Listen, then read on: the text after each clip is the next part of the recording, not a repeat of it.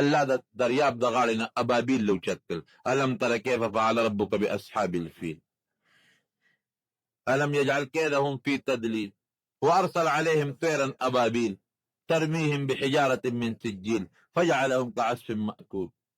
ابابیل راله د توتکرو په شکل، توتکرې نو ادي په شکل مارغانو. رونو د دواړو جهانو مبارک سردار سید الانبیاء والمرسلین د ټولو پیغمبرانو د ټولو رسولانو سردار دی. فخپل فرمای سید ولد آدم ولا فخرا، زه د ټولو د آدم علیہ السلام د اولاد سردار ما، خو زه کبر کوي فخر نه کوم. بیدی لواء الحمد یوم القیامه من غیر فخر، د قیامت پر ورځ به د الله د حمد جنډه زما په لاس کې وي. نبی علیہ السلام فرمایي خو یره لوی نه کوم، په دې کبر نه کوم.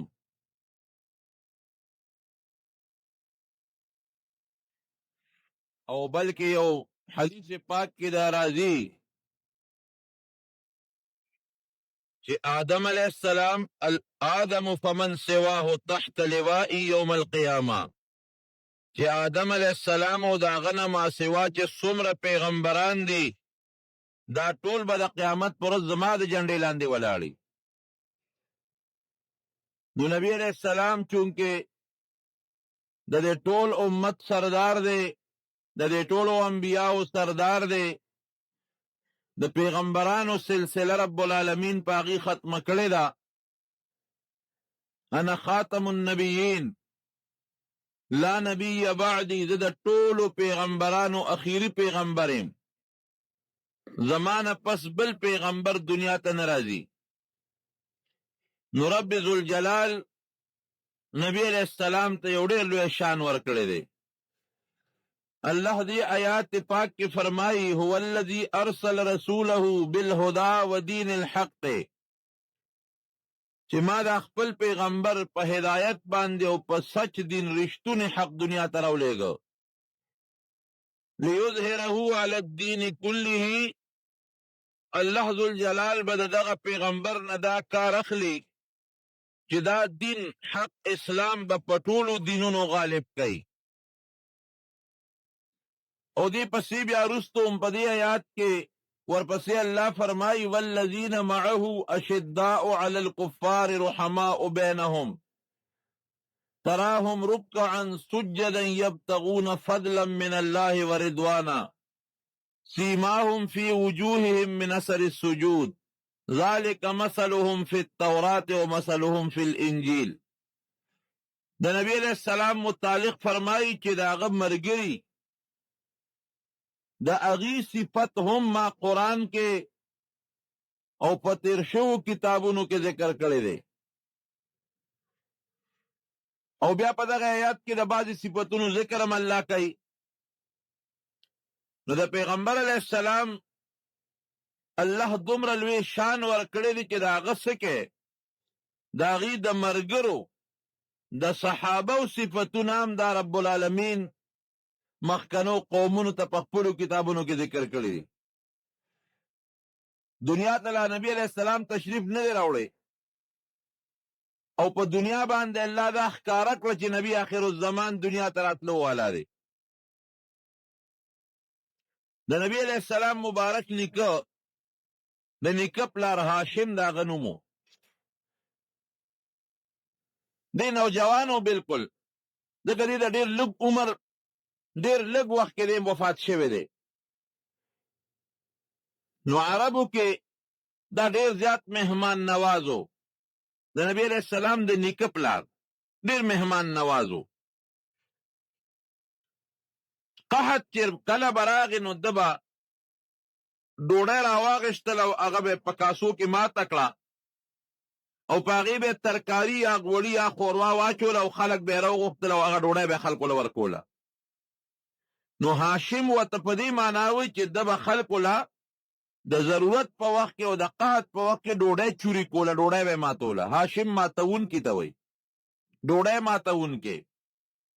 خپل نوم یې عمر دی، عمر، خو چې خلکو له به یې ډوډۍ ماتول او چوري کول او ورکوله به یې په دې نسبت ورته هاشم وایي.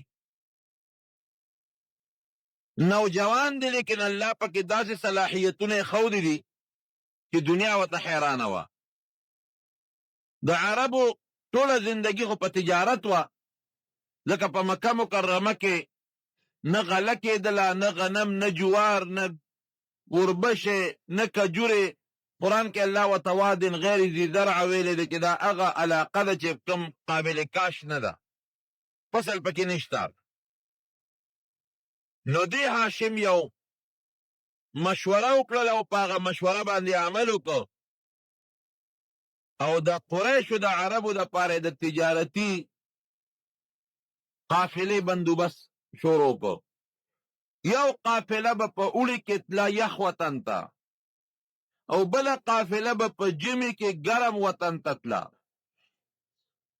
او د ټولو عربو د قریشو د قبیلو خلک به یې راغونډ کړل، د هغې مالونه به یې راغونډ کړل او قافله به یې ولېږله تجارتي. په هغه زمانه کې د قافلو به دا رواج و چې قافله به روانه شوه، دې ځای نه مثلا به روانه شوه نو په چارسده کې به یې دمه وکړه، خیمې به یې خښې کړې، خلکو سره به یې سوداګري وکړه. بیا به روز دوه پس روانه شوه نو مثال په طور ناګومان کې به یې دمه وکړه، بیا پېښور کې، بیا کوهاټ کې، داسې به ورو قافله تله او یو ځای کې به یې دمه کوله او خلکو سره به یې تجارت کو. خو ډاکې ډېرې زیاتې وې، قافله به روغه او سالمه نه شوه رسېدی چې روانه به شوه، د شپې به پې ډاکوان رالل، یو ځای کې دشت بیابان و صحراګانې به وې، حمله به یې پرې وکړه، ټول مال به یې ترې لوټ کړو. دې هاشم یو پروګرام شروع کړ. ګوره د نبي علیه السلام نیکه دی، هغه صلاحیت پکې الله پیدا کړی دی. داسې یو طریقه جوړه کړله چې دی په ټولو قبایلو ګرځېد، شامه پورې او داسې د روم د علاقې پورې وفدونه خواره کړل او دې فیصله وکړه چې کومه قافله کوم کلي ته نږدې شي هغه کلي به یې ذمواري، که دا قافله چا لوټ کړه ذمواري به په هغه کلي. دې یو معاهده وکړه، چارسدې ته به قافله روانه شوه، که په هره لاره کې به قافله لوټ کړه، کوتمانځی مثلا رزړو یا بل کلی، دا نه به تپوس کومه چې دا قافله ولې لوټ شوه. دا د یو معاهده وکړه او بیا دا فیصله وکړه چې فلانکې ځای پورې قافله لوټ شو نو موږ به یې ذموار یو، او که دې نه واوړېده نو د شام خلکو تاسو به یې ذموار یې، که دغې حد نه برید نه واوړېده نو د روم خلکو تاسو به یې ذموار یې.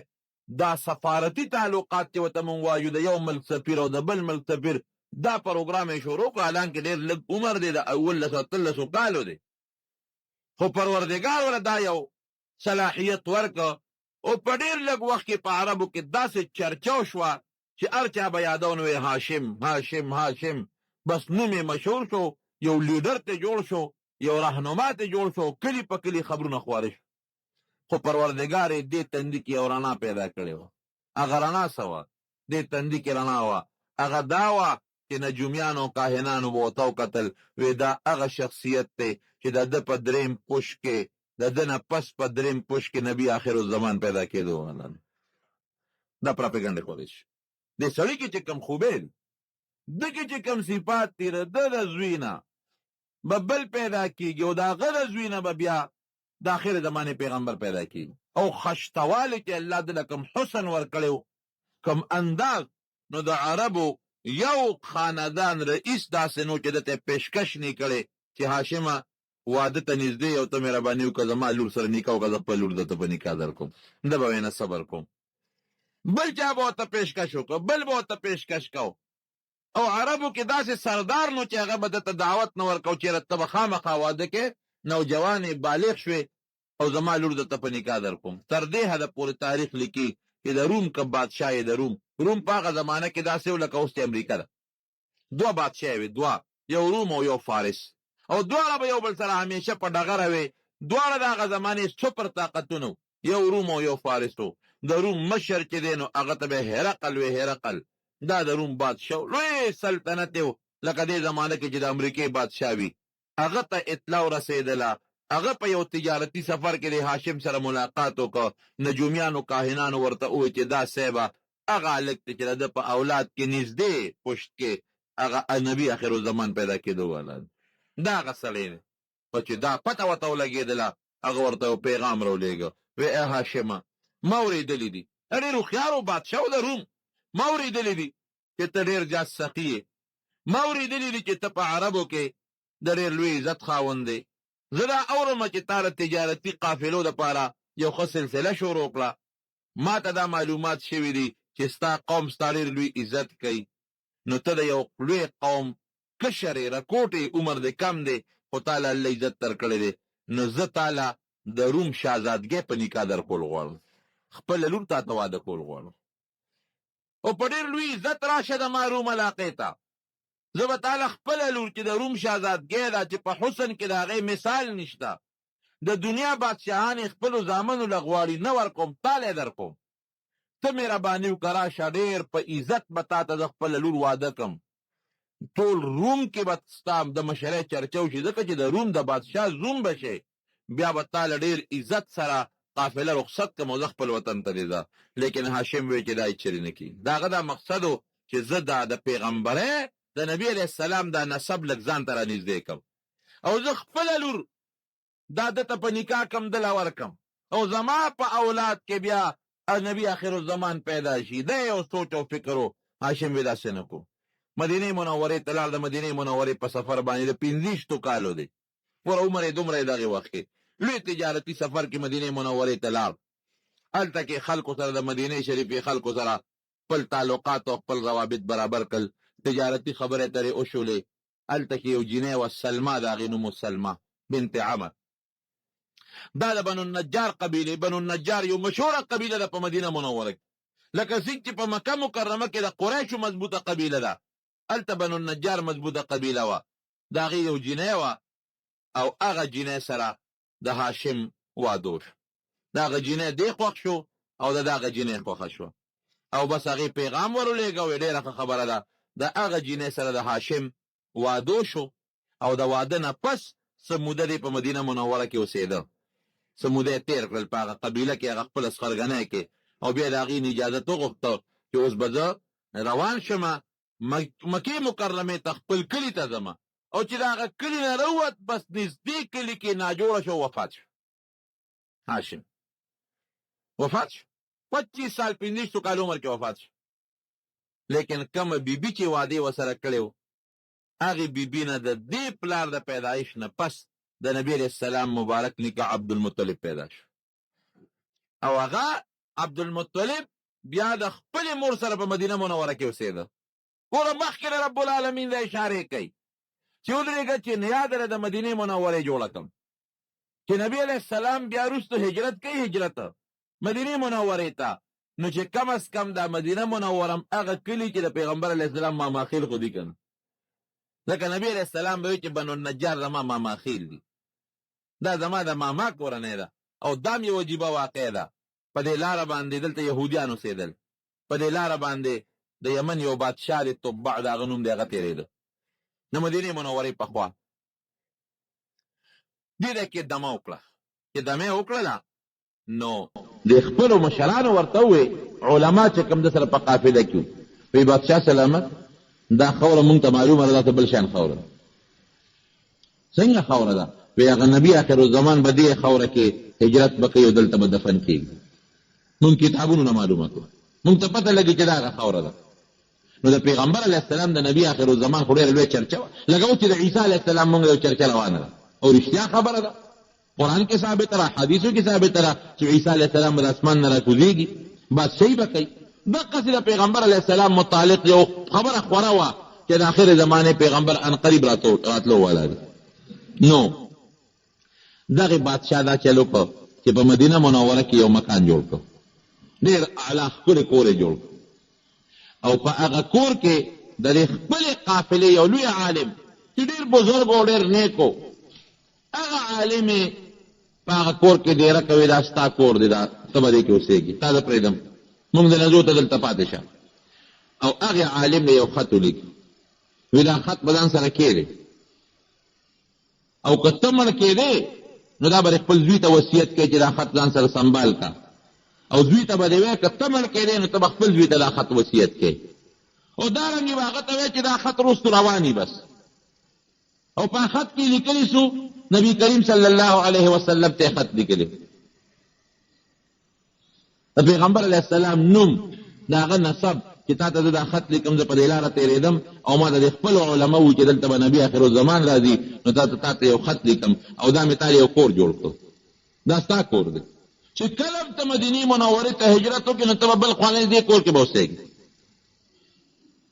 هغه عالم ته وایي چې ته به دا خط خپل زوی له ورکړې که ستا په وخت کې دا نبي آخرالزمان راغی دا خط به ته ورکړې کور به ورته خوښې کړې ته به ته دې دا د هغه کور مخکې نه ولا کور جوړ کړو او که ستا د زوی په وخت کې راغی نو زوی به دې پوهېږي که نبي آخرالزمان راغی نو دا خط به ورله ورکړې کور به ورته پرېږدي او زوی ته به دې بیا ووایي چې هغه خپل زوی ته دا وصیت وکړي چې که نبي آخرالزمان راغی دا کور به ورته خوشي کړي دا د هغه دا خط به ورله ورکړي اتفاقا دا ابو ایوب انصاری رضی الله عنه چې کم کور ته نبی علیه السلام هجرت وکړ ورته راغی پکې دیره شو دا د هغې عالم نوسی و او هغه ختم دی ابو ایوب انصاری رضی الله عنه سره پروت و نو چې نبی علیه السلام مبارک مدینه منورې ته هجرت وکړ چاوی زما به میلمه چاوی صاحب ما سره به چاوی ما سره به وی دا اوخه پرې دعوها فانها ماموره وی دا ما دا اوخه پرې دی دا الله ر طرف نه دی ته حکم شوی دی چې دا اوخه کم ځای سم لاسته بس د هغې کور والا زه میلمه اوخه لاړه لاړه لاړه یو ځای کې کېناسته ځمکه به یې بیوله هلته کېناسته چې کېناسته فورا پاسېده اوچته شوه لکه داسې مخکې لاړه وګرځېده راوګرځېده واپس راغله په هغه ځای کېناسته چې کېناسته ابو ایوب انصاري رضی الله عنه زر زر سامان کور ته وتښتو خوشحاله شو او بیا نبی علیه السلام له هغه خط ورکړه الله رسوله دا ماته د نیکه نه یو خط دقسې نسبن را روان دی او دا د یو طبع بادشاه یو زمانه کې په دې لار تېرېده دی تاسو ته لیکلي دي هغه خط نبی علیه السلام ته میلاو شو په هغې کې لیکلي چې دا کور ما تا له جوړ کړی دی او کله هم چې تا هجرت وکړه دا به ستا کوري نو نبی علیه السلام مبارک دا ولې چې د هېچا په احسان نه چې ګري پردي کور ته نبی علیه السلام راغلی دی یا د چا همسایه دی یا د چا په کور کې دیره دی نبی علیہ السلام به فرمایل یره وی الله ډېر لوی بادشاه دی الله ماله په هره موقع عزت را کړی دی زه داسې وطن ته راوستم چې زما ماماخیل او نکاح نه ده مدینه منوره دا د نبی علیہ السلام ماماخیل ځکه نیه د دې وطن وه نیکي د دې وطن ده نیه د دې وطن وه او بیا عبدالمطلب د هغې نیه اولاد و د هغې د نبي هم نیکه د هغې نوسي او دا هغه بنو النجار قوم دا هغه قوم دی چې کم د نبی علیہ السلام ماماخیل دي نو دا ګورې د پیغمبر علیہ السلام د پیدایش نه مخکې هغه طبع بادشاه پیشنګویي ورکوي او هاشم له خلق په دې نیت لور ورکوي چې دا هاشم هغه کس دی چې د په نسب کې به پروردګار د آخرې زمانې پیغمبر پیدا کوي داسې یو قسم پیشنګویی وي حضرت ابوبکر صدیق رضی الله عنه وفیات العیان کې ابن خلکان لیکلی دي یو علاقې ته تللی و چېرته دې لیکي چې یو علاقې ته لاړم یو قافله ده او د قافلې نه زه خطا شوم پیاده قافله د لاړم یو غرض پسې چې رالم قافله تللی وه یو خوا منډې مې ووالې بل خوا مې منډې ووالې بل خوا مې منډې ووالې قافله نشته منډې وام په قافلې پسې چا نه تپوس کوم په کومه قافله لاړه داسې لاړه یو ځنګل ته رالم دې ځنګل ته رالم را باندې سیلی شو باد شو باران شو طوفان شپه را باندې راغله یا خدای اوس پسو په ځنګل کې چې ته مار نی لړم نی زمری نی شرمخ نی دا به څه کېږي وی پریشان یم یک تنها او دې خوا داسې شیبې باران دی او زلزل دی چې خدای مرمه یو رڼا مې لرې ځای کې صحیح کړه وی مې چې دا جوړ زمونږ قافله ده او یو ځای کې خیمه خښې کړي دی او اور به بل کړي هغې رڼا پسې منډې ځان مې وروستو چې مې وروستو مې وکتله نو هغه یو ډیوه بلیږي او یو آبادي ده قافله نه دی یو آبادي ده چې مې وکتل آبادي ده اوس شپه ده نیمه شپه را او یو لویه قلعه ده پکې بره ډیوه بلیږي د هغې نه رڼا خېږي بجلی خو وي نه هغه زمانه کې وی رالم او د دروازې خوا کې ودرېدم چې اوس د باران نه ځان بچ کړم دروازه مې وډبولو چې مې وډبولې یو سړی بره ناست دی په قلعه اواز یې راکړه څوک یې چې زه خو میلمه یم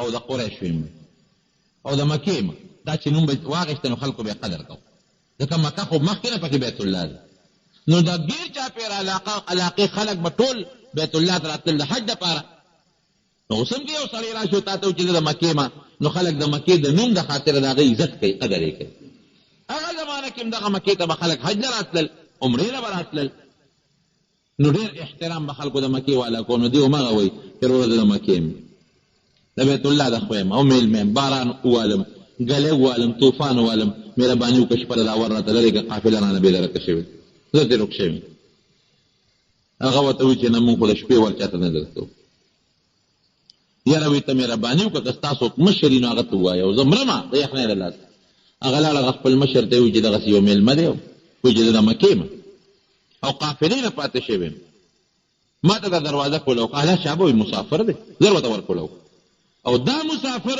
د مکې د خلکو خو مونږ ډېر قدر کوو احترام کوو وی دروازې راته کوله وکړه وی چې کوله ویې کړه میلمه یخني دې شوې ده ډېره زیاته اور یې راته بل کړه ګرم یې کړم ډوډۍ را باندې وخوړه او حتی چې دا هغې محل کې دغې دا چې کومه قلا ده دې کې چې کوم مشر و هغه په خپله راکوشو او زما ډېر قدر او عزت یې وکړه په ما یې ډوډۍ وخوړه ډېوه بلېږي ما ته داسې نیغ نیغ ګوري زه ډوډۍ خورم دې ما ته نیغ نیغ ګوري وی هغه څوکیدار ته وایي چې مهرباني وکړه د شپې ښه بستره ورکړه او د ځان له کوټه ورکړه چې دې پکې وده شي او سار به زما د اجازت نه بغیر به نه ځي هېڅ غم مه کوه مې چې صاحب ما نه قافله تلې ده ما ته خو لار نه ده معلومه هېڅ غم مه کوه تا به مونږ نوکران به درکو تا له به مونږ سورلی بندوبست وکړو تا به مونږ مکې ته رسو ته زمونږ عزتمن میلمه وی خوشحاله شو وی شپه مې تېره کړه چې سار رڼا شو هغه سړی راکوش چې راکوشو ما ته نیغ نیغ ګوري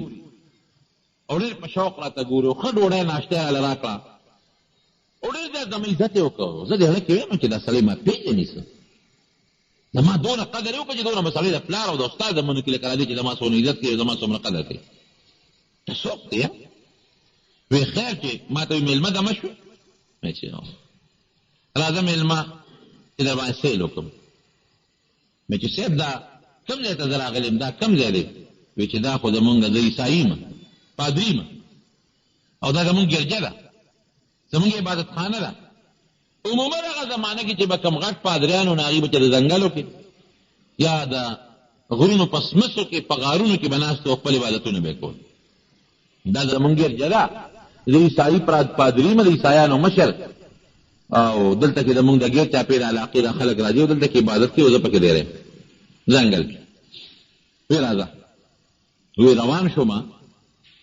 یو ځای راته ښیي بل ځای راته ښیي یو کوټې ته یې بوتلم وی چې کوټې ته یې بوتلمه هغه کوټه کې درې بوتان دي د کاڼي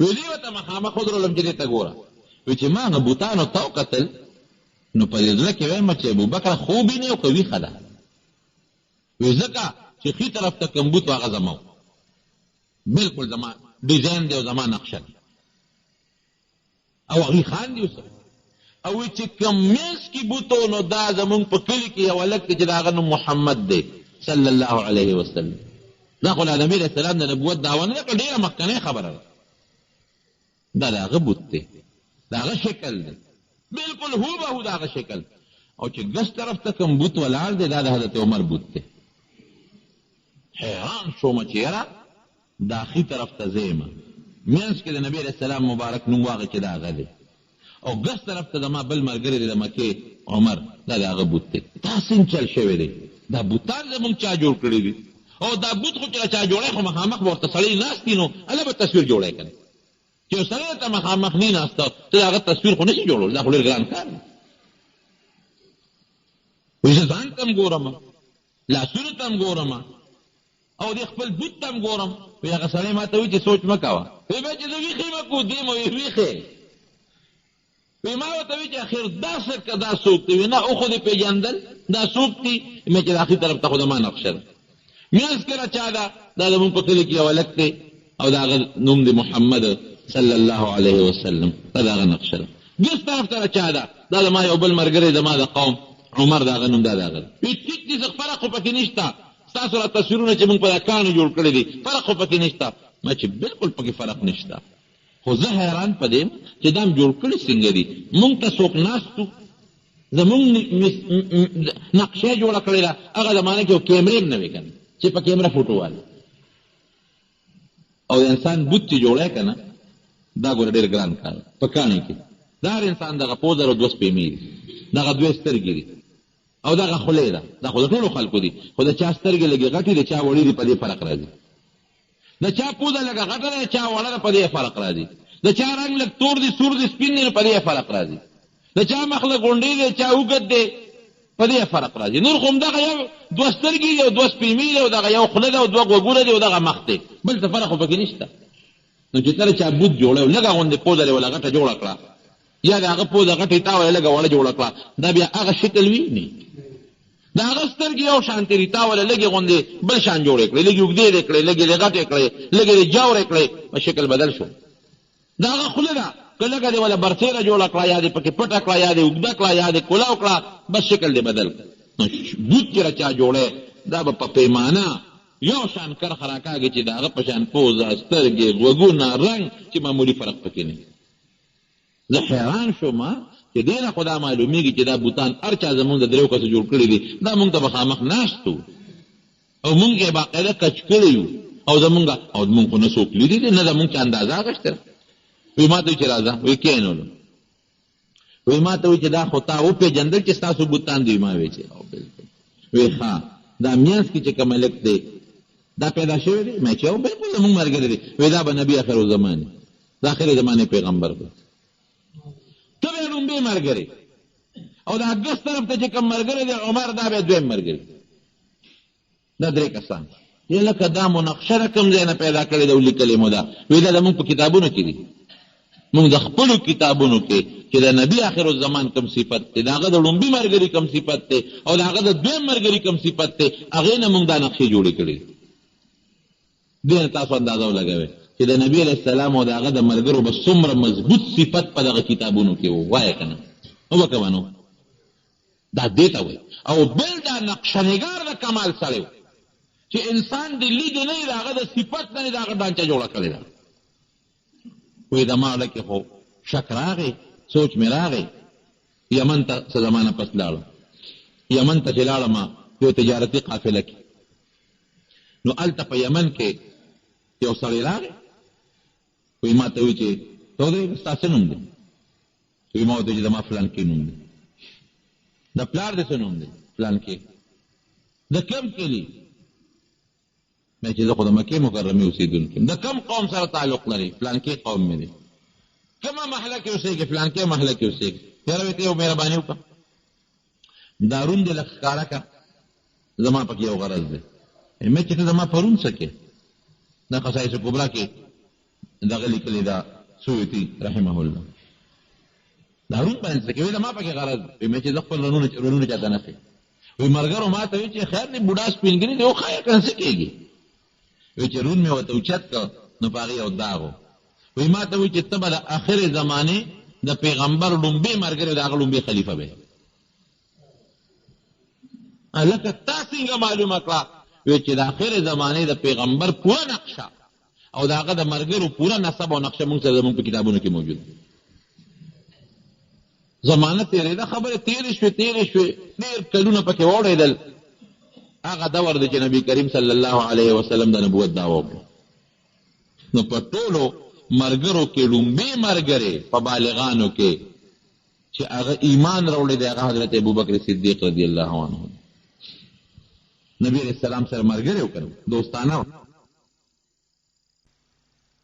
باندې چې تا کوم دین راوړی دی په هغې ما ایمان راوړه ایمان مې راوړه خو یو تپوس ته نه کومه چې ستا د نبوت څه نښه شته ځکه پیغمبر خو معجزه یې کړه د عقل نه خلاف یو نښه یو نښه شته د نبوت د پیغمبرۍ شته چې ته ما ته هغه نښه وښیې ایمان مې راوړه ګورې په دې خیال تپوس نه کومه که نښه دې وښوله نو مؤمن به شم او که نښه دې ونه ښوله نو ایمان به نه راوړم ایمان مې در باندې راوړه منم دی هسې یو نښه شته وی ما ته وی چې څه نښه ده وی زما د پیغمبرۍ نښه هغه ده چې په یمن کې هغه پادري ستا پرون هغه داغ کتلی و وی زما د قسم په رب العالمین که دا البما خپل پلار ته یا خپلې مور ته یا چاته م ویلي او حضرت عمر فاروق رضی الله عنه لیکي چې نام خصائص کبرا کې شته د سیوطي کتاب دی وی تللی وم یو علاقې ته هغه علاقې ته چې لاړم نو د قریشو ما تاسو ته وي خلکو به ډېر قدر کوي عزت مه کوه وی خلک راته جمع شو چې موږ ته څه نصیحت وکړه ته قریشي او د مکې د خلکو نه نو موږ ته څه نصیحت وکړه وی زه پاڅېدم اګر چې دی نوجوان دی هلک دی وی څو خبرې مې وکړو دې کې یو بوډا سپین ږیري سړی راغی بوډا بابا دی وی یو خط ورسره دی ما ته وایي چې په دې دستخط وکړه ما وی چې بابا دې کې تا څه لیکلي دي وایي چې بس په دې یو دستخط راته وکړه مې چې زه څه ولیکم څه دستخط وکړه څه دې لیکلي په هغې کې دا لیکلي چې که زه عمر بادشاه شوم او بیا ما په دې علاقه حمله کوله نو دا فلانکې کلي کې چې کومه د عیسایانو عبادت خانه ده ګرجره دا به نه روانو وی مې چې بابا ټوکې را پورې کې ما ته ګوره عمر ته ګوره بادشاه ته ګوره عرب لا چاله بادشاهي ورکړي عرب خو قبایلي خلک د هغوی مشر کوم دی بل به ومني او بیا زما بادشاه کېدل او په دې علاقه باندې حمله کول او ګرجې روانول کاکا ټوکې را پورې مه کوه وی ما ته وایي چې نه کنه ته ما ته دا لیکل وکړه وی مې چې بابا ته لیونی که زه درته روغ نه ښکارم زه به څنګه عربو بادشاه شم او په دې علاقو به حملې کوم وی ستا غرض سرې خو ما له دا دستخط وکړه وی خلکو راته وایي چې زموږ بوډا بابا دی د عیسایانو مشر وی ما دستخط ورته وکړه بس زمانه تېره شوه کلونه تېر شوه خبره ته یېره ده راغې د نبي کریم صلی الله علیه وسلم زمانه هغې نه پس حضرت ابوبکر صدیق بادشاه شو هغې نه پس حضرت عمر فاروق رضی الله عنه خلیفه شو حکم یې وکړه جهادونه غذاګانې شروع شوې دغه علاقه کې چې دا دې کم تللی و او بابا ته خط اخیستی و په هغه علاقه فوج د مسلمانانو ورغی چې فوج ورغی په دې ګرجه ورغلی دا ګرجه روانه و بابا بوډا سپین ګیری دی روز یې په دې سترګو راویزان دي څه کوې بچو موږ بابا ستا دا ګرجه روانه و وی پام کوئ دې له ګوتې یو نسئ ولې وی ستاسو امیر المؤمنین ما له خط را کړی دی ما له لیکل را کړي دي لیکل وښایه چې وی خپل د عمر دستخط دی رضی الله عنه چې دا به نه روانو وی دا ما له لیکل را کړي دي ستاسو بادشاه څنګه ښه عمر خو موږ ته وایي چې ګیروانې کوې ګرجې او تا له لیکل در کوي فورا یې د هغه ځای نه بابا دا خط را کړه دا موږ هغه ته ښایو چې دا د هغه دستخط دی او که د هغه دستخط نه دی وی وښایه ورته استازي له هغه خط ورکړو مدینې منورې ته یې راولېږه حضرت عمر فاروق رضی الله عنه ته چې دغسې صاحب ته موږ ته حکم کې چې دا روانه کا او هغه لري بابا له دې بوډا سپینګري د زمانو دی هغه له دې خط ورکړی دی وایي دا بابا راولې بابا یې ورته حاضر کا بوډا بابا دستخط خو زما دی خو دا درنه تپوس کوم چې دا کله ما کړی دی وایي دا صاحب ته د پخوانۍ زمانه کې چې ته کلونه مخکې زمونږ علاقې ته راغلې لا هلک وې او تا نه ما دا لیکل اخیستي بابا بالکل ټیک ما ته یاد شو خو دا تپوس ته نه کوم چې تا ته هغه وخت کې څه پته لګېده چې زه به بادشاه کېږم او د علاقې به روان وم وایي چې تا کله خبرې شروع کړې ستا اواز مو پېژند ما بیا خپل کتاب راواغېست هغې ته به مې کتل او تا ته به مې کتل زمونږ په کتابونو کې د آخرې زمانې د پیغمبر چې کوم دویم خلیفه و هغه ته وې ما هغه صفتونه نه معلومه کړه او دا مونږ سره باقاعده نقشه پرته ده چې دی به راځي او ګرجې به روانوي او د حکومت به ډېر لرې علاقې ته به رسېږي نو ما یې چې راشه موقع غنیمت دی دا لیکل خو د نوالم چې زما دا ګرجه خو به روانه نه کېږل دومره بهتر صفتونه والذین معه اشداء علی الکفار رحماء بینهم تراهم ركعا سجدا يبتغون فضلا من الله ورضوانا سيماهم في وجوههم من اثر السجود ذلك مثلهم في التوراة ومثلهم في الانجيل دا صفتونه د مرګرو د نبی کریم صلی الله علیه وسلم دا په پخوانو کتابونو کې د نبی علیہ السلام مبارک وصف خو پرېږده د هغه د مرګرو صفتونه دا پوره تفصیل پروت دی نقشه پرته ده په تیرو شوو کتابونو کې ستا د امت نقشه پرته ده ستا د پیغمبر علیه السلام د کلي د هغه د هجرت د هغه د مبارک شکل د هغه د قوم د هغه د نسب پوره نقشه په پخوانو کتابونو کې پرته ده یهودیانو سره قرآن حکیم کې الله فرمایي فلما جاءهم ما عرفوا کفروا به هغه پیغمبر چې دی پیژنده وکانو من قبل یستفتحون علی الذین کفروا مخکې چې به د دې یهودیانو جګړه چا سره راغله نو څه به یې وي د آخرې زمانې پیغمبر راتلو والا دی که خیر او پیدا کېږي به مونږ به د هغه مرسته کوو او تاسو له شکست به در کوو خو چې هغه پیغمبر راغی وی پېژن چې دا د آخرې زمانې پیغمبر د ظالمانو بیا هم پې کفر وکړو عبدالله ابن سلام نه چا تپوس وکړو وی قرآن حکیم کې خو الله فرمایي یعرفونه کما یعرفون ابناءهم چې دې یهودیانو ته د نبي آخر الزمان داسې معلوم دی داسې پېژني لکه خپل بچي چې پېژني خپل بچی خو سړي ته معلوم چې نماز ویلی که قرآن کې الله داسې پېژني لکه خپل بچی چې پېژني دا رښتیا ده او ته څه وایي؟ وی نه داسې نه ده. وی په خپل بچي کې م شک شته او د آخر زمانې په پیغمبر کې م شک نشته. بچی کې م شک شته، څه پته لګي؟ زه وایم زما بچی دی، مور مې چې د ښځې مې چې ته غلطي کړي، زه څه خبره؟ زه خو ظاهر کې یم زما بچی دی، زما د ښځې زوی دی. که ښځې مې چا سره چې ته غلطي کړي او دا بچی د بل چا نه پیدا نو خپل بچی کې مې شک شته او په نبي کریم صلی الله علیه وسلم کې مې شک نشته. دا راته بالیقین معلوم دی چې دا د آخر زمانې رښتینی پیغمبر دی. ومبشرا برسول یأتی من بعد اسمه احمد. عیسی علیہ السلام زیری ورکړی زیری چې د ما نه پس به بل پیغمبر راځي، احمد به د هغه نوم وي. ټول وایي الحمدلله. دا زمونږ د پیغمبر شان دی، دا زمونږ عزت دی. د نبی کریم صلی الله علیه وسلم ډېر شان دی، لوی عزت دی. نو پخوانو کتابونو کې په پخوانو صحیفو کې دا خو دې نقشه ټوله بدله کړې ده. د نبی کریم صلی الله علیه وسلم څه کوي چې د هغه د ملګرو دا صفات موجود دي. دویمه غټه نښه، د پیدایش نه مخکې پروردګار داسې حالات پیدا کړل چې خلکو کې تبدیلي بالکل راغله. یا خو دغه د عربو خلکو د مکې ډاکې به یې کولې، بدعملۍ به یې کولې، او د دنیا غلاګانې به یې کولې، ظلمونه به یې کول، لوڼه به یې جمدۍ خښولې. د نبی علیہ السلام د پیدایش نه لږ غوندې مخکې یو ډله راوچته شو په مکه مکرمه کې. هغې وی یاره دا قوم خو ډېر پلانت شو، ډېر خراب شو، غلاګانې شروع شوې، زناکارۍ شروع شوې، بدعملۍ شروع شوې، د دې مخنیوي پکار ده. یو ډله پیدا شوه او هغې خلک کېنول، مشران یې کېنول، وی نه دا څه کوو مونږ، فحاشي ده، چاته خپله ښځه نه ده معلومه، چاته خپل بچی نه دی معلوم، غلاګانې ډاکي ده، خو سخت ظلم ده. نو هغې یو فیصله وکړه چې دې نه پس به نه څوک غلا کوي، نه به ډاکه کوي، نه به څوک بدعملۍ کوي، نه به څوک زیاتي کوي، نه به څوک په چا ظلم کوي. دا ګوره د نبي علیه السلام راتلو نه مخکې ورته الله دا فضا دا خلک وارول. هغه ځای نه سیبه ابرهه راخطا شو چې ته د مکې مکرمې نه یو عربي تللی و او هغه یمن کې ځان له ده یو خپل بیت الله جوړ کړ، یو خپل بیت به ورته وایي، بیت الله نه بیت به ورته وایي، یو خپل کور یې جوړ کړی، خلکو ته یې مه ځئ مکې ته، دلته راځئ او طوافونه کوئ، عبادت کوئ. یو عربي له غوسه ورله لاړه او په هغه کوټه کې ورته لوی اودس ماتې وکړه. دا زمونږ د بیت الله په مقابله کې هلته بله کوټه جوړه کړې، لوی اودس ماتې پکې وکړه. ابرهه بادشاه و چې هغه راویښ شو، راغې تپوس یې وکړو، دا ولې؟ وی دا صاحب بل چا باندې شک نه راځي، خو د مکې یو سړی و دلته وړېده راوړېده، معلومیږي دا چې د مونږ د دې ساره د عبادت خانې بېدتي هغه کړې ده. وی ها اله به زه دمه کوم او ډوډۍ به خورم او خوب به کوم چې تر څو مې دغه بیت الله د مکې نه روان کړی. لوی لښکر یې جوړ کړه، د اتیانو،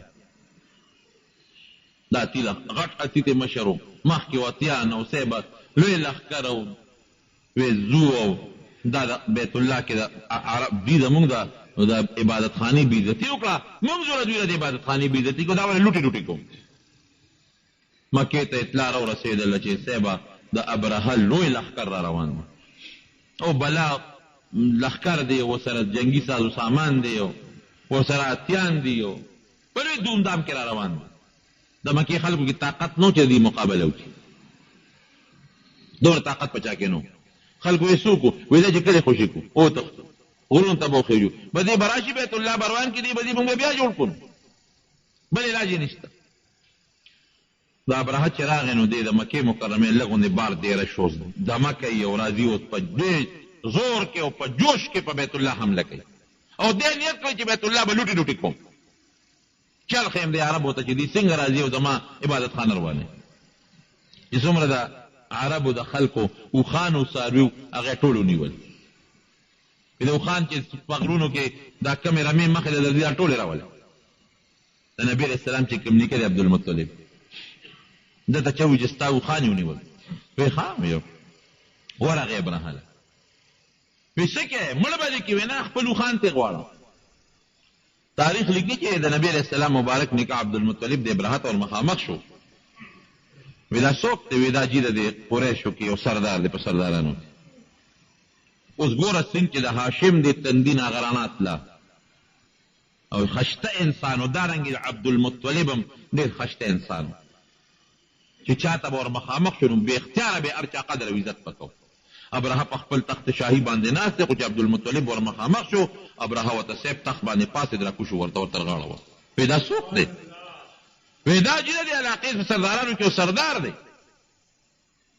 روچت یې که او ځان سره په تخت کښېنو. وایي حضرت څه پسې راغلې؟ وایي زه راغلی یم د موخان تا نیولي دي، ما ته مهرباني وکړه هغه خپل اوښان راکړه. اوهو وایي ډېر ساده ساده هوښیار نه یې. ولې څه؟ وی ګوره ته چې ما ولیدې د ما پړه کې ستا ډېر لوی قدر پیدا شو او ما پړه کې دا فیصله وکړه چې ته څه وایې زه به ستا منم. ما اړه کې دا فیصله کړې وه که تا ما ته وایې چې زمونږ دا بیت الله مه روانوه زه نو هم زه ځم واپس. دونه قدر زما په زړه کې ستا راغی نو ته ایله بېله خپل اوښان غواړې. نیکبخته ساده دا به دې ویلو چې دا بیت الله مه روانوه، دا به دې ویلو چې زمونږ په کلي حمله مه کوه زه واپس ځه. ما دا فیصله کړې چې ته څه وایې زه یې منم. ایله بېله اوښان سي زه اوښان ورته پرېږدی، د اوښانو تپوس کې؟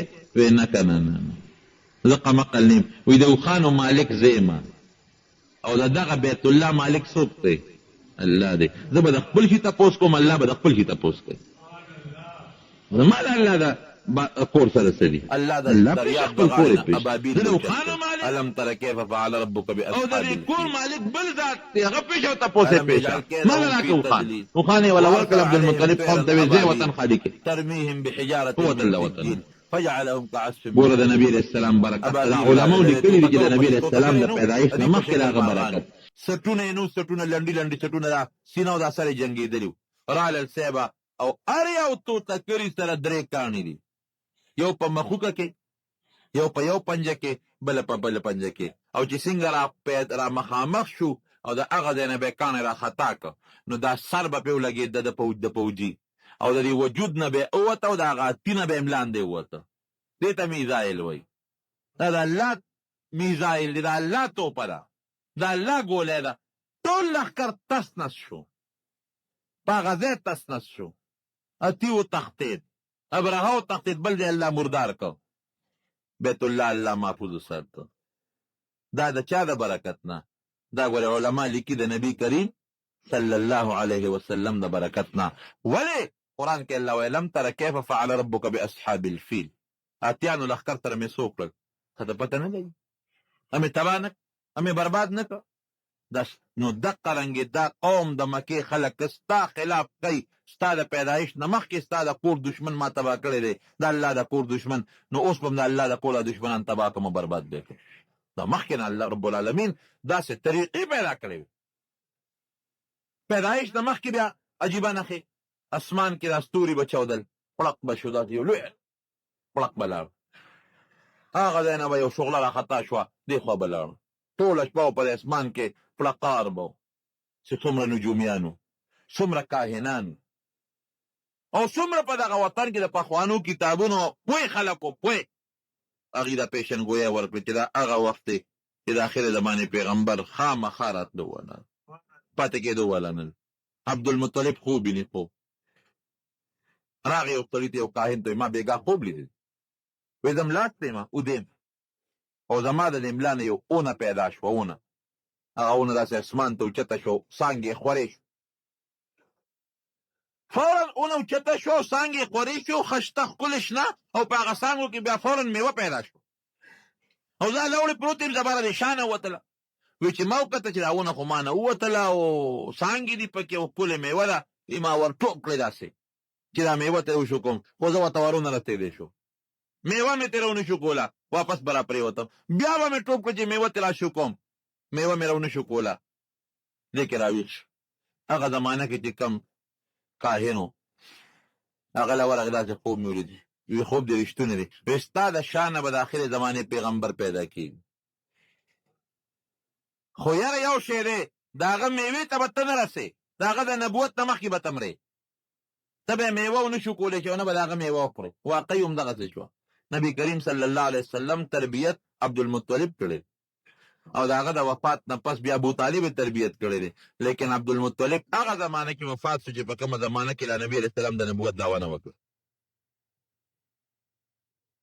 دا د نبی کریم صلی الله علیه وسلم لوی شان، د پیغمبر علیه السلام لوی عزت او دا ګورې زمونږ دپاره فخر دی، زمونږ دپاره دا حقیقت دی.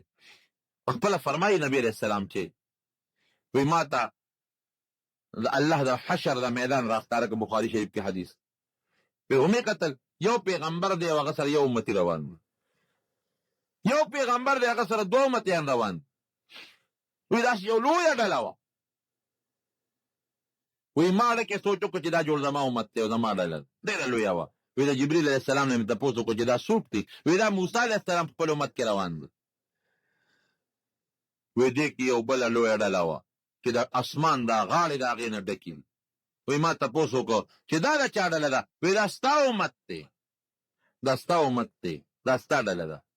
او نبی علیہ السلام فرمایي ټولو نه مخکې د ټولو نه مخکې به د جنت دروازه زه ډبوم، زه به وډبوم. نو چې د جنت هغه دروازه وډبوم دننه به ما ته هغه خازن دربانچي به آواز وکړي څوک یې؟ زه به ووایم چې زه فلان کې یم.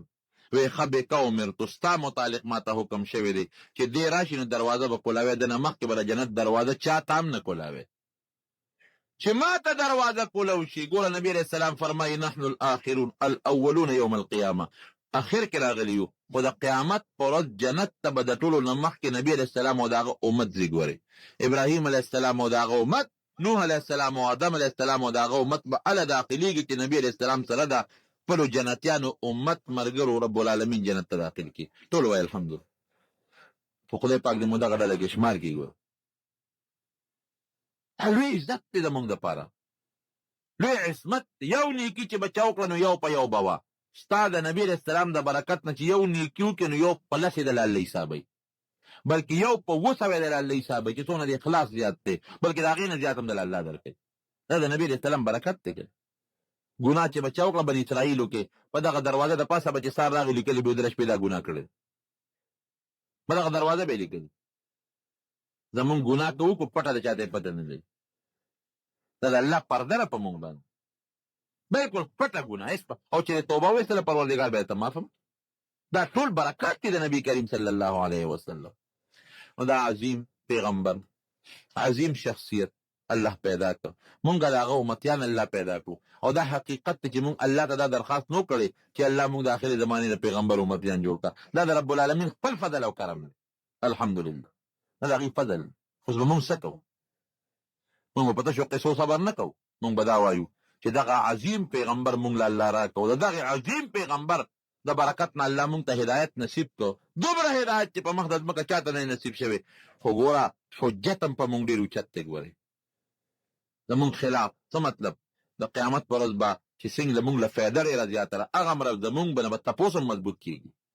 سره د دې نه چې دومره عظیم پیغمبر ما در کړی و، د هغه حالات درته رسېدلي وو، د هغه عقاید، د هغه اخلاق، د هغه اعمال تا څه کړي چې داسې مونږ نه شو چې د قیامت په ورځ دغه ښکلي پیغمبر مخې ته مونږ مخ تورن شو. ګورئ رسوا شو، ذلیله شو. الله دې دې نه وساتي. کوم دین چې نبی کریم صلی الله علیه وسلم راوړی د هغې مونږ پابندي وکړو، د هغې مونږ تابعداري وکړو. او دغه کې ستا د دې دنیا هم ګټه ده او د آخرت هم پکې ګټه ده. او که د نبي علیه السلام د دین مخالفت دې وکړه، د هغې بېعزتي دې وکړله، د دې دنیا دې هم تاوان دی او د هغې دنیا دې هم تاوان. هغه خو دې دی خو د دې دنیا هم تاوان. ورونو یو مهرباني وه، یو څیز باندې پیغمبر علیه السلام به ډېر خفه کېده او الله پرې ډېر خفه کېږي. د هغې ګورې لږ خیال وساته. د هغه د فحاشي بربنډتوب دا د الله ډېر بد دی. الله فرمایي حدیث قدسي د نبي علیه السلام وایي چې الله وایي چې زما نه غیرتي ذات بل نشته. الله وایي او زما دومره غیرت دی. الله وایي دا حدیث قدسي دی لکه د یو انسان ښځه یا د هغه لور خدای دې نه کړي، الله دې مسلمان وساتي، بدعملي وکړي، نو دا پلار او دا خاوند به دغه لور او دا ښځه جمدی پرېږدي. غیرت راغی که نه؟ او زما لور، زما خور، زما ښځه، خدای دې وساتي مسلمان. الله وایي دقه رنګې زما بنده زما مخلوق که هغه نارینه دی او که زنانه دی چې هغه بدعملي کوي، ما له پې د دې نه زیات غیرت راځي کوم غیرت چې تا له په خپله خور او په خپله ښځه درځي. دا ګور یاد وساتئ. الله نه ما د زیات غیرتي بل څوک نشته. حدیث الفاظ دي، حدیث قدسي دی. تا له چې وي څنګه په خپله حیا غیرت راځي، دارنګې د دې مسلمان سړي او د دې مسلمانې ښځې بلکې د عام انسان سړي او ښځې په دغه بېعزتۍ باندې الله وایي ماله ډېر لوی غیرت راځي. فحاشي د الله ډېره بدي شي او د رسول الله مبارک هم ډېره زیاته بدي شو. حیا یې خوښه وه. الحیا نصف الایمان. حیا د انسان ایمان د ایمان نیم ایمان د حیا. لویه شعبه د ایمان د حیا. شعبة من الایمان. لویه امام بخاري رحمت الله علیه حدیث راوړی دی. عظیمه شعبه ده د ایمان. لویه څانګه ده د ایمان حیا. او نن زمونږ مخلوق خدا امت ګورې د بې حیایۍ طرف ته روان دی. تاسو ورشئ وګورئ په عراق کې مونږ خفه یو، بلکل پې خفه یو. امریکا ظلم کوي، الله دې امریکا تباه کړي. الله یې د مسلمانانو د عراق او د فلسطین مرسته وکړي. خو ولې تباه شو عراق؟ د فحاشۍ د لاسه تباه شو، د بې حیا د لاسه تباه شو. ورشئ فلسطین کې تاسو اوس هم وګورئ، اوس هم د هغې جنکۍ په پینټونو کې ګرځي، اوس هم پینټونو کې ګرځي، اوس هم کټ کړې سرونه جنکۍ ګرځي، اوس هم هغوی کې حیا نشته. الله رانیولي دي. ګورئ که ګناه وکړي الله به راته صبر وکړي، مونځ ونه کړي نو سزا به آخرت کې درکړي، خو دنیا کې به راته وګوري هلاک به دې نه کړي. زکات دې ورنکړه بیا به ورته الله وګوري. خو که چېرته فحاشي او بدعملي دې وکړه قسم دی چې د دنیا کې هم درته الله نه ګوري. وګورئ تاسو مثال ته وګورئ، فلسطین کې وګورئ، په عراق کې وګورئ، دا ملکونه وګورئ که نه چې د الله رانیولي دي، په خپل قهر او په خپل غضب یې رانیولي دي. ما ته مخکې ورځو کې چا د دوبۍ قصه کوله، زما یو شاګرد دوبۍ ته جو ما ته قصه کوله، قسم دی چې وی حیران شوم چې خدای پاک. بل ما ته یو ایم پی ایس صاحب خبره کوله، هغه تلو دوبۍ ته، ما ته هغه خبره کوله، ما ته مولانا صاحب درته ویلی نه شم. داسې ځایونه دي، داسې علاقې دي چې هغې کې ګرځېدل سړی د ایمان نه خلاصوي. یورپ نه خلک سیل له دې ملکونو ته راځي، دوبۍ ته راځي سیل له، امریکې نه ښځې نر سیل له دوبۍ ته راځي. فحاشۍ له شراب داسې پکې میلاوېږي، داسې لکه اوبه چې دلته میلاوېږي. دلته به ورته ګرانې میلاوي چې هلته شراب درته مفت میلاوېږي، اسان درته میلاوېږي، پابندي پر باندې نشته. بدعملي او فحاشي چې څوک داسې کولو په دې میدان کې کوي پته نه لګي. سبا به دا قوم هم الله راونیسي. وایم خدای پاکه امریکا تباه کړي. په امریکا ساتلې څه ده؟ دیم دې له ساتلې ده چې دا فحش او بدعمله خلقو له الله په دغه امریکې ظالم په لاس سزا ورکړي. هوښیار پلار هغې چې دوه بچي په جنګ شي دې پردي بچي له ډب ورکوي که خپل له ډب ورکوي؟ ووایه که نه، خپل له ورکوي. پردي له چې ډب ورکوي خو دا قمقل پلار دی که نه. هغه پلار هوښیار دی چې خپل بچي له څپېړه ورکوي چې ته بچې روانېولې کې.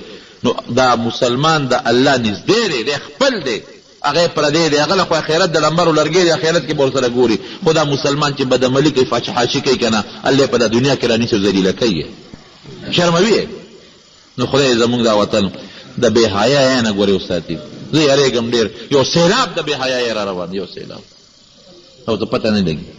په نیکرو کې جنکۍ فټبالونه کوي، په نیکرو کې جنکۍ کرکټې کوي، په نیکرو کې جنکۍ ریس کوي د هلکانو سره مخلوطه. بلو په ګجراواله کې څه شو؟ ګجراواله کې هلکانو جنکۍ په نیکرو کې یو بل سره منډه وایي، او بیا د هغه د علما را پاسي او د هغې مقابله کې د هغې خلاف کوي. حکومت په هغه مولیانو باندې ګولی ورئ. ملا صاحب ستا څه کار دی چې څوک څه کوي نو کوي به؟ دا ملک د مسلمان دی خو یا د کافر دی؟ اسې تاسو نه تپوس کوم، تاسو بچه ته اورېدلي خوا کې ستا هندوستان ملک دی چې په انډیا کې د هلکانو جینکو دغسې بربند منډې والي؟ هلته به نه اورېدلي. ورشه وګورئ په اسرائیلو کې یهودیان دي، د هغې چې ته د کرکټ میچ هم لیدلی، د ښځو خو څه کوي د هلکانو هم لیدلی. جاپان وي ترقي کو ترقي به نه کوي، کرکټ پکې شته، فټبال پکې شته، هاکي پکې شته. نو په کار د خدای اخته ملک د مسلمان، نوم د مسلمان، د مسلمان ملک مې د مسلمان دی. او بیا غیرت زما د مسلمانۍ نشته، اسلامي غیرت زما نشته. دا سوداد نن ما په اسمبلی کې هم دا خبرې وکړې، دا دلته چې درته کم از کم حیا او عزت دا د مسلمان خو خپل دی که نه. ما نن هم دا خبره وکړم، زه مسلمان یم، زما اسلامي خپل غیرت شکر دی شته دی. زه مسلمان یم، زما خپل ثقافت شته که نه. زه مسلمان یم، زما خپل حیا شته که نه. او د اسلام نه ما سوا د انسان ذهنیت او د انسان عقل دا مني چې د ما لور خور د بربنډه د هلکانو سره یو ځای ریس وکړي او منډې دې ووایي. د حیا څه شو د انسان؟ صدر صاحب وی خیر دی که په نیکر کې ګرځي، وی ته سترګې پټې کړه، افسوس دی ته سترګې پټې کړه. بل پکې لا وایي وی حج کې چې جنکۍ او هلکان خدای دې تباه کړه. د دې منډو د حج سره تشبیه ورکړې. حج کې دې لپاره ګرځي، عمره کې دې لپاره ګرځي، بربند دوړونه پکې کوي، هلته هلته خدای ته جاړي، هلته کوم هلکان دي کوم جنکۍ دي، رور خور غوندې دغسې دي، دواړه الله ته جاړي. هغه منډې بربنډ ته دا د حج په شان کې دي، حج کې داسې دي، دام داسې دي. په دې امت څه وشو، په دې قوم څه وشو، په دې وطن څه وشو؟ د فحاشۍ د بېدینۍ او سیلاب قسم په الله را روان دی. او زه په دغه یېرېږم که دا سیلاب راغی، په دې مونځ به د خدای پرې نه دي، په دا زکات او په دا روژه به د خدای پرې نه دي. دغه چل به کوي لکه په عراق کې او په افغانستان کې چې کومه لوبه شروع. الله دې مسلط کم از کم مونږ له پکار دي مسلمانانو له چې مونږ د خپل حیا او د خپل غیرت خیال وساتو. خپلې زنانه، خپلې خویندې، خپلې لوڼه، خپلې ښځې هغې برقو کې وساتو، هغې عزت کې وساتو، هغې حیا کې وساتو، هغې د بې حیایۍ نه وساتو، هغې د بازارونو د دوکانونو د چکرو نه وساتو. ممکن د الله حفاظت وکړي. نور دې پکې الله خیر کړي. نن سبا خو هلکانو جنکو سره موبایل سیټونه په لاس کې دي، موبایل جنکو هلکانو سره په لاسونو کې دي ګرځي. خدای خبر چې څه حال دی، په کوم طرف دنیا روانه ده. دعا وکړئ چې الله مو حفاظت نصیب کړي، پروردګار هم د مصایبو نه وساتي، الله مو د خپل قهر او د خپل غضب نه وساتي. رب العالمین هم د نبی کریم صلی الله علیه وسلم په نقش قدم جون نصیب کړي. د هغې په شان ښکلې عقیده، ښکلې اخلاق، د هغې په شان ښکلې اعمال زمونږ الله نصیب کړي. یا الله زمونږ وطن کې، زمونږ په دې ملک کې دا کومه بې حیایي را روانه ده، الله دا ختم کړي. خدای د حیا او د پردې څادر زمونږ په خویندرونو باندې واچوي. الله چې څومره مسلمانان دي خدای ته حفاظت نصیب کړي. الله امریکا دا یهودیان دي، الله هغې دپاره موږ سوال کوو تی مسلمانان کې که اسلام په قسمت کې نه، په خپل قهر تباه او برباد کې د ټولو مسلمانانو د ملکونو په منځ کې اتفاق او اتحاد پیدا کړي. پروردګاره چې څوک مریضان دي ته وله شفا ورکړي، قرضداران د قرضونو نه خلاص کړي. زموږ خیر وخت کې په خولې دا کلمه نصیب کړي چې لا اله الا الله محمد